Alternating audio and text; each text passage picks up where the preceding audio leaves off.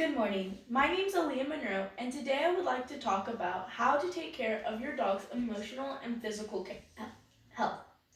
My experience with dogs started as a toddler and continues to be a huge part of my life as me and my family raise and take care of our 5 dogs. For my first point, I would like to talk about your dog's basic physical needs. The most basic of these needs that everyone can comprehend is food.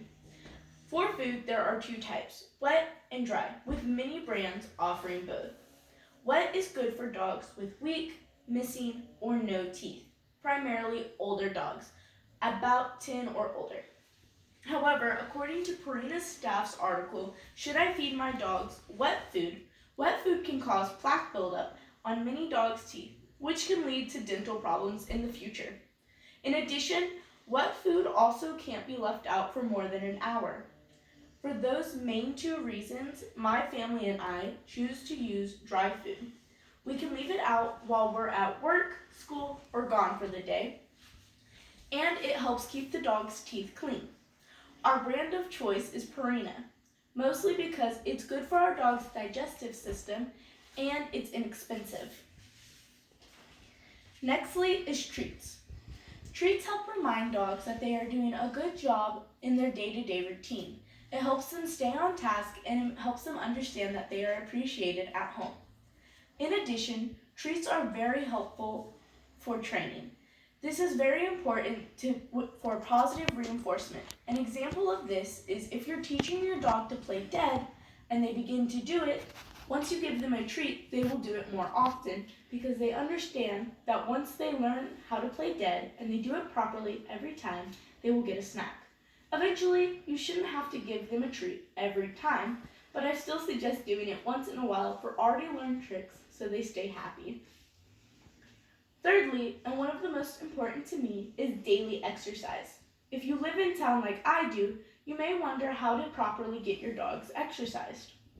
Firstly, you'll need a collar. A collar with tags should have the dog's name, their address, and vaccines if they have them. You will also need a leash. Your leash can be retractable or go out to about 7 feet on its own. Mine is retractable and goes to about 7 feet. That way the dogs can sniff and be on their own a little bit at a time. However, if you live in the country, you may wonder, do I need a leash? There doesn't seem to be a point. I suggest having a collar but not a leash unless you're doing specific training for your dog.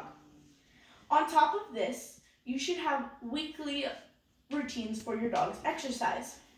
I suggest going to parks, playing fetch for a few hours, or going swimming when the weather's warmer. According to Ann Burke's article, How Much Exercise Does a Dog Need Every Day?, published by American Kennel Club on January 15, 2019, great extra activities include hiking, bike rides, skating, swimming, fetch, and many, many more, too many to cover at once. Next up is toys. Most people think of toys as something a dog doesn't need. However, toys help keep the dog's teeth clean and help them have something that is theirs. If your dog has grown up with toys and you decide to take them away because of expense, it is bad for their mental health as well as their teeth health. According to Jill Burth's article, How to Take Care of a Dog, 9 Things You Should Never Do, published by Doctor on June 28, 2018. If expense is the biggest problem with dogs and your toys, I suggest homemade toys. This solves any problems that you may have.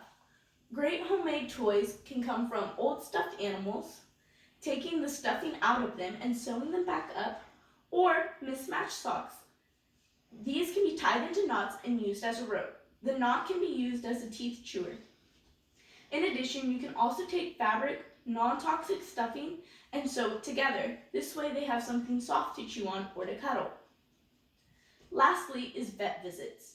Most people think of vet visits as something not important. However, they are very important for your dog's monthly or yearly health.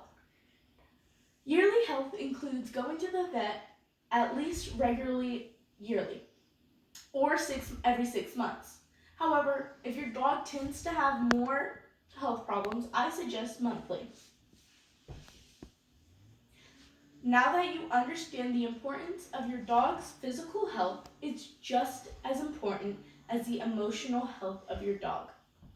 Understanding emotional health for your dog may be hard, but you need to pick up on the subtle things that come from this. The most basic thing that most people catch up on is emotional despair. Emotional despair can come in many forms, from an anxious dog to accident prone or just aggressive for no reason. If they were usually hyper and rambunctious and then they make this drastic change, you may want to look into finding out if it's from taunts, moving homes, or even just from having someone in your house that they don't know. Make sure to introduce everyone and talk to your neighbors about the taunts. If they've noticed anything, they might tell you. Now that you understand your dog's physical and emotional health on a new level, I hope this helps. Thank you for listening to me talk about this, and I hope that you can take it back to your pups and other furry friends. This way they get healthy and happy.